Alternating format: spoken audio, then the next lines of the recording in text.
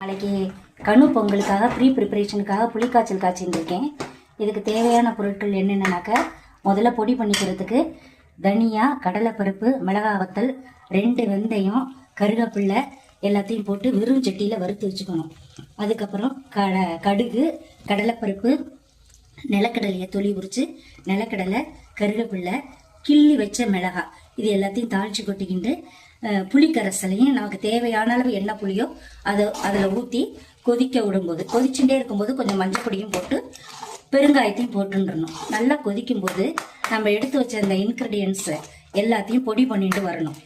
மிக்சியில் பொடி பண்ணிட்டு அந்த பொடியை 2ஆக பிரித்து வச்சுக்கணும். புளிக்கரைசலில் நல்லா எண்ணெய் பிரிஞ்சு வரும்பொழுது இந்த பொடியை 2ஆக பிரித்து வச்சுருக்கோம் இல்லையா, ஒரு பாதியை அதில் தூக்கி போட்டு நல்லா கொதிக்க விட்டுறணும். கொதிக்க விட்டு எண்ணெய் பிரிஞ்சு வர்ற வரைக்கும் வச்சுட்டு அதுக்கப்புறமா கடைசி அரைக்கணும்.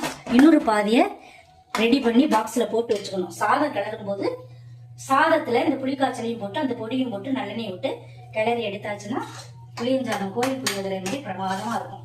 ரெடி ஆகிடும்.